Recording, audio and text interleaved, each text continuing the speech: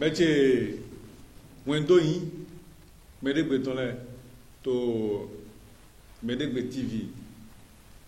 mi kudo asiko ehe mi wadi mo na do hona mi do vodun be do pogo atokuno no yero sapata no yero bo me mi do mi na yi na mi afono e nanji no mi ton mo in vodun no mo sapata si bo no yero na le do ha mi we mi na yi na mi to afono e bo ina do ho pere do ete o in vodun sapata lo na e no no ne bo do no yona me do ne ka ton na me etele no iromba ede kon ye makando bi ina do dele do gaile supo we manuen me dele na zebo na do emi iromba yi me vodun ne ka jo na ina nodo ba do vodun lo si dagbe ba no mo dagbe ton do alo si ami o o mi do mi ton sepo na le do hami to Medegbe TV ji to émission mi ton 2 millions do wendo yi Medegbe do wendo mi to magamble bo mi do mi ton sepo na le mi caro na mi fondo mi fogadi ye do me manyon e mo do ngo bo mi do mi ton sepo mi na mi do monto na nu yin vodun sapata lo ete mi gan lo sapata lo o to kuno te ko so wa ko so wa mo ai ko so wa sapata to do ai ton edi sapata na zo wa no ne bo ne mi kanu ne no mlan sapata o mo ne no mlan zo wa no bo mi mlan bo mi ni pomodo mi mlan wa mi o sapata zo wa no we na do cha do po bo na mlan o eno yin do Jehosu piti some Jehosu piti some Jehosu weze bokuze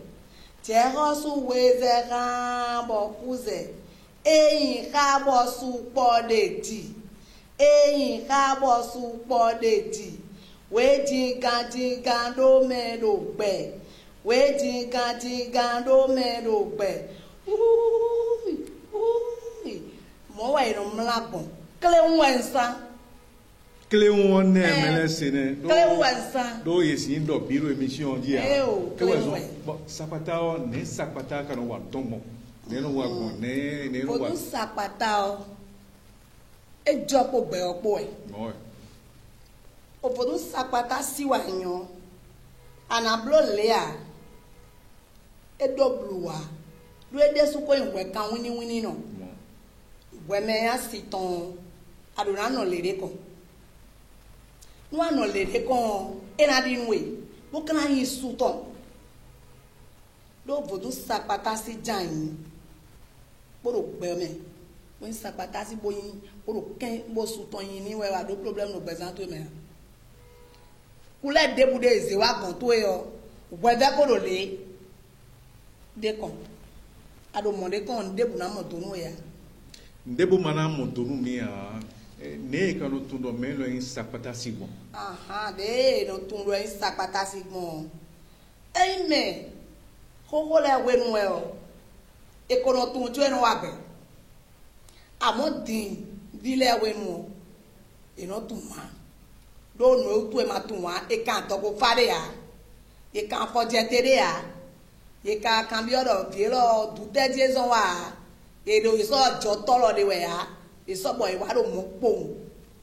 amo e na bo yin do mo we na bo de pon sapata do sin e do sin me ko le we mo ka we no kan to ko fa bona kan fo jete a kan fo jete ton akotun vodun da lo ta ni e de ble o tí ó wà lè jọtọ ekuri tó ọjọ́ bó sọ́jọ́ olùfòdún àtún ẹ̀ka ìfòdún wọn sí kàmẹ́ ọjọ́ ìpọ̀ dandan mọ́ ní sàpàtà ọ fájà yọ ànátún wọn àti sùtọ̀ yìí nídìí ló pẹ́ di kákábọ̀ fi ọ súwọ́ sùtọ̀ ìvẹ́lẹ̀ ọ ìnájà yìí di ló tí ó wà lè fòdún wọn sí sùn níbẹ̀ jẹ́ fòdún tó sálọ mẹ́wọ́n ìnájà gbẹ̀sùn yìí tán bó ní sàpàtà sí ọ ìnámọ̀ èdè sínú kúmẹ̀ mọ̀ wẹ́ ọ ẹ̀yin sapata si amo de we sinu kume ni ayisu boy kan fadele kaka alo jete bolo yin beto na le do ha mi ne yi ete sapata no yi ete no du aha ko nu sapata o e ma ivodun le bo vesene e kado o vivere alo pare nu beto de bendo sapata yin la lo wa sapata yan eyun bo ayan gbe o to yan do nu wa gbo se do ebi sin baba mi nanu diyan ewe do ndudu de beto ro avoid ko tire diyan ewe do la tome e de coton sin we nenu budu o vodun sapata sin o sunyin yo nu de enozan le o ede apo sapata to gondi onu sin ado do ata ovi de honu ahan ami tevi aikun ado ata ovi to e bo hen sin o ren ratwe so da bi sapata to en tonton dia ata we no san amakale do ata abona bo mo suple li bo bi ovivi to present mi anamo do gbe mi no san amo e don dudu we bi obo e na du be na ne dudu we o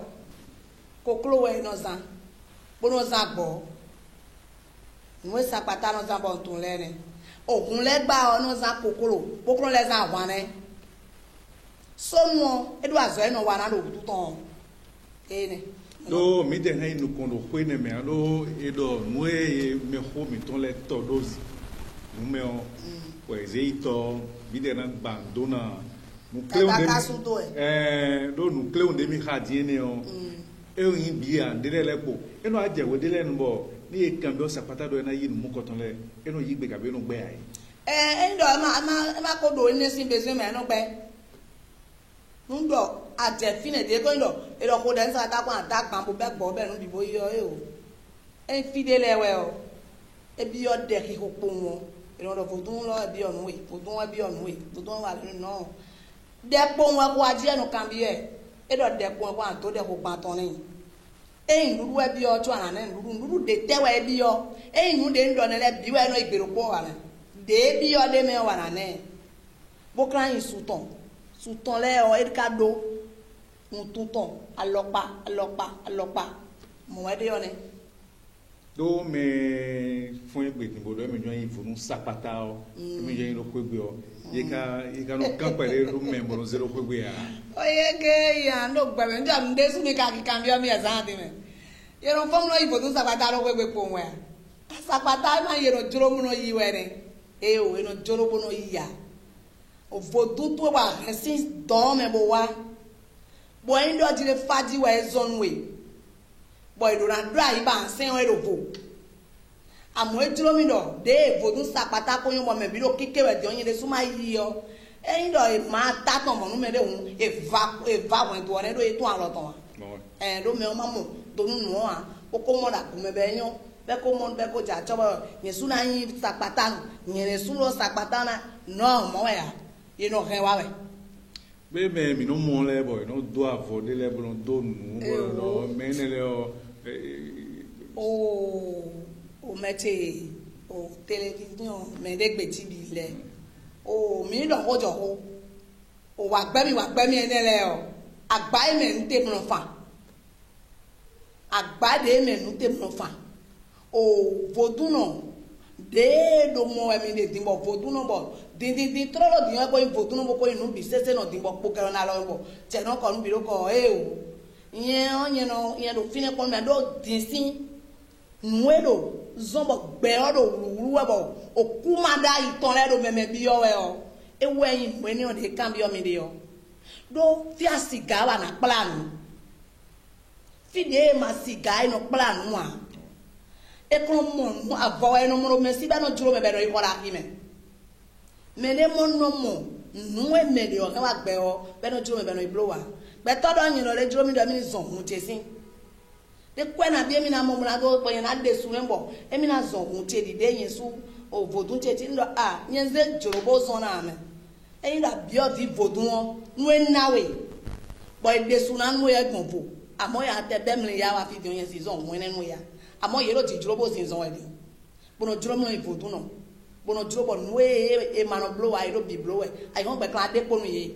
bo sapata na e le bojo nu me de do atendi iwe bo makado fie na gbon se kali e je na gbon to ya atendi am no you don tamble da gadon bono ado gbiro komele o nu me sele na de ponu ye ti po du ponu de ponu ye bo sapata in we jro we jro mi bona so ado gbegbe yin mo a e voto nu gbo pe bo mi bi rogun gbo diwe wewe do mi me bi amo me ro plopo no e wa nka si yi si hun sin lo kwetegbe bo do voto sapata bo conscient lo comme ni bo gbon ti ton wa yi bo na mi àǹfààní na mi ndagbe ya ana won si lo gbo na kon da ga na mi àǹfààní bo na we ndagbe o era na we sin aka okula lo da iya aka igbe ido ton da iya adaliotia eiro deiro di duero video e wa ti de di brado emi je we pe de mi na won si da ibrado sapata un place we mo yan de orun nu gbe am o era na we fifa bo mi be inviton amo ede alitonu bisi na mi sapata han lo boa sapata no ti ran yo sapata si emi were ran je yin ti sapata ran were han bona mi were han mo to sapata ran ti ran bo yin ara ti ran o de mi dogbon bonu mele tun lo han le were mi na mi han lo po ha de mi no se lo sapata hun to me ina mi lo po de mi no se lo sapata hun to me o sapata si han o ene lo po okogba hun ton de no ko aso na mi me bodun sile we no di ni ode bodun no wa sita no di o bodun we no di ni o mi amo de gbeto no di o na di o ele onu mi no mi mo no han di to de bo you know di sapata si han le bo mi no mo ye do do mo no le ne si ene o mai sapata ni ti o won wa ogun bloblo le ne ojo amo erobo dodo erobo jolo bo blole o erobo onu edo kan de o me o tun wa ya me ma tun le se kan po me titi bo de so kan je po sin e we zombo o kwede hwe e manu ho ne me bono de ohun mi to e mi kuno ho na ke bono o ko gba hwe e manu ho ne me bono de were hwe ekuno honu me bono de o do hamano vo da lesunwe hamano vo da lesunwe o sasa gidire mano mo yero sine me bononu were hu me kuno hona ke bono o meje wendo yin medegbe tonle afono e mi wa vivonu jono de mi ka yi afono e mi jono miton nale do hami we sapata si e wa do ho pede do sapata di lona mi 6 ans 2000 ans 2000 ans no bon awu 2000 ans wole e jiwe mi ado holo o fifa na lo popo mi do won we